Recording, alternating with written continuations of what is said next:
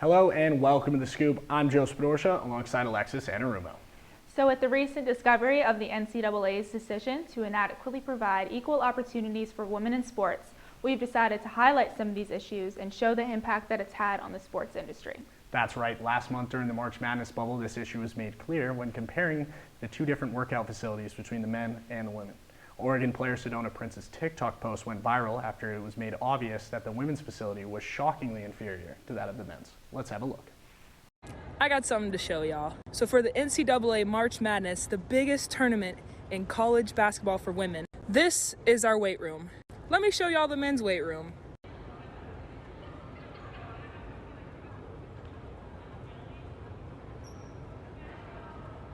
Now, when pictures of our weight room got released versus the men's, the NCAA came out with a statement saying that it wasn't money, it was space that was a problem. Let me show y'all something else. Here's our practice court, right? And then here's that weight room.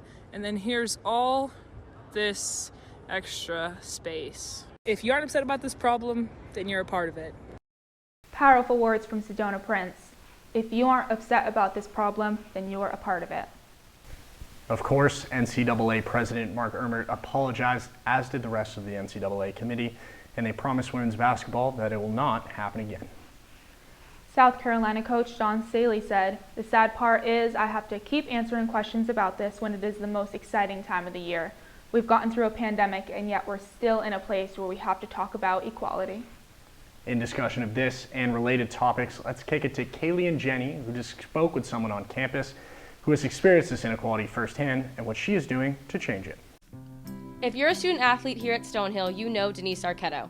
Denise is the athletics communication manager here at Stonehill Athletics, and she has been in college sports for the past 10 years as both a player and employee. Today we're going to be asking her a couple questions about her perspective of college athletics. Denise realized this inequality as a college athlete and then decided to bring it into her career at Stonehill College, where she would put her foot down to this issue. I do believe college athletics and institutions will recognize this problem and put a change to it. I think we obviously have Title IX, but NCAA, I think, has to make it a point and, is there something more that we can do? Although Stonehill has more women's teams than men's teams, the men's teams were clearly being more featured than the women's teams. Some sports weren't being publicized as much as other sports, and that was something that kind of clicked in my head for me to say, this is wrong.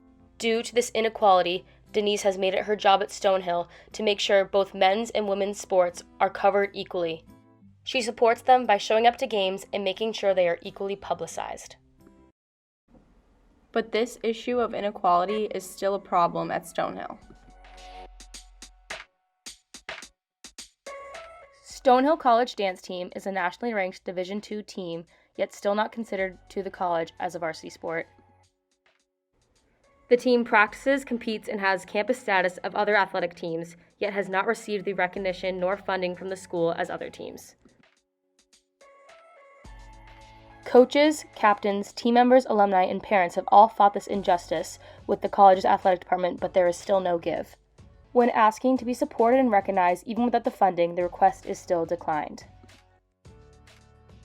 As this battle still continues between the college and the dance team, it is hard to think that this is not a gender-related issue. As we have learned with recent events, issues like these do not go away on their own. We need to support all women who take part in athletic training so we can help teams just like Stonehill's dance team. Thank you, and back to you, Joe and Alexis. Thanks, girls, and thanks to Denise, who took time out of her busy schedule to speak with us. We appreciate all of Denise's hard work, but leveling out these inequalities are always a work in progress. Two powerful topics are up next as we feature 3 student athletes who confront these issues in their daily lives. Here's field reporters Caroline Surrett and Caroline Bonnell with the story. I'm Caroline Bonnell, here with Caroline Surrett, and today we'll be focusing on the issue of body image and mental health within female sports. Female athletes of all ages and levels feel pressure that their body has to look a certain way to be successful. The most well-known female athletes all have varying body types, but are still the best in the world at what they do. Their success is not measured in how much body fat or muscle mass they have. It's measured by their performance. Today, we are joined by Olivia Saratani, who is a member of the club Hope Happens Here at Stonehill, a student-athlete group working towards fighting the stigma of mental health on our campus and beyond. She joins us today to talk about body image and mental health as a female athlete. I'm Olivia Sartani. I'm a junior political science major, and I'm a rider on the equestrian team. I've played a variety of sports. I started out with gymnastics and figure skating, and then I transitioned into competitive running at the cross country and track level, and now I ride equestrian.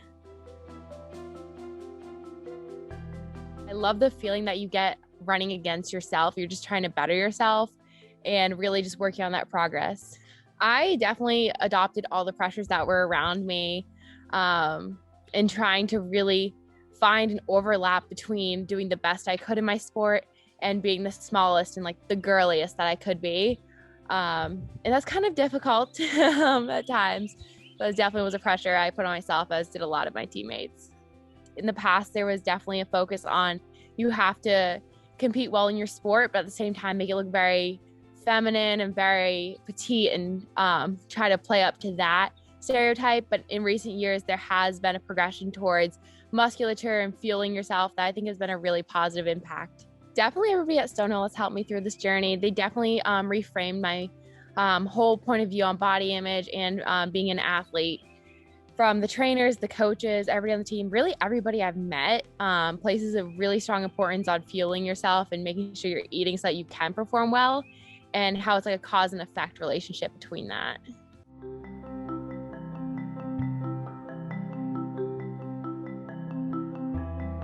This upward trajectory of changing the narrative around body image has been led by many powerful female athletes.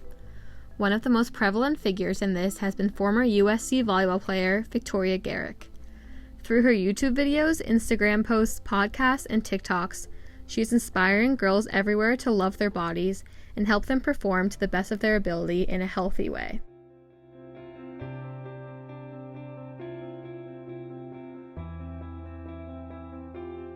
Dr. Jeffrey Lieberman defines stigma as dishonor or disgrace. He says it's like the scarlet A that Hester Prynne is forced to wear, or the mark on Cain in the Bible. It's this label that outcasts you from everyone else. We stigmatize mental health in this same way, and that's a societal issue that needs to change.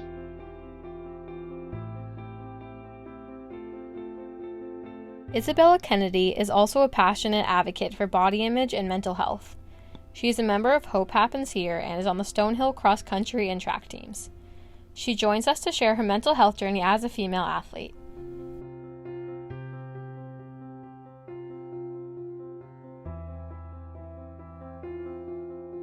Being in a sport that is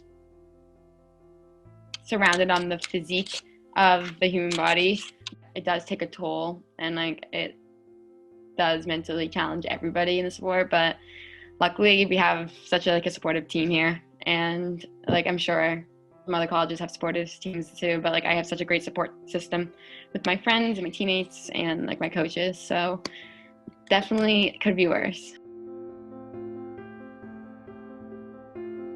I think there's a lot of stigma around mental health, saying that like you're weak or like you shouldn't have mental health struggles if you're an athlete.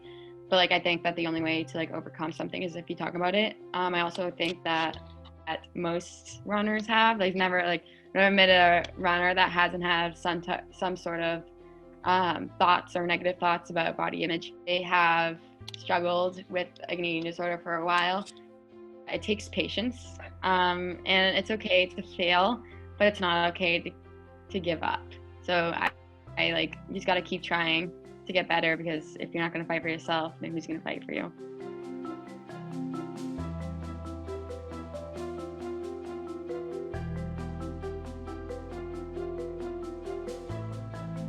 The three athletes featured touch on some of the many issues women athletes face in their respective sports, and we thank them for sharing their experiences with us today. Now back to you in the studio. You know, it's very brave and inspirational of those student athletes to openly discuss those topics. Mental health and body image aren't a sports problem, they're a worldwide issue. I want to thank our classmates for putting together those eye-opening videos and highlighting some of the recent inequities in sports. It's incredibly apparent and disrespectful of the differences between men and women. When you turn on the TV to watch the men play, just remember that even after 42 years of Title IX, only 4% of sports coverage is devoted to the women. Every time we turn a blind eye or make excuses, we're just contributing to a problem that will not go away on its own. Thanks for tuning into the show. I'm Joe Spadorcia. And I'm Alexis Sanarumo. And that's The Scoop.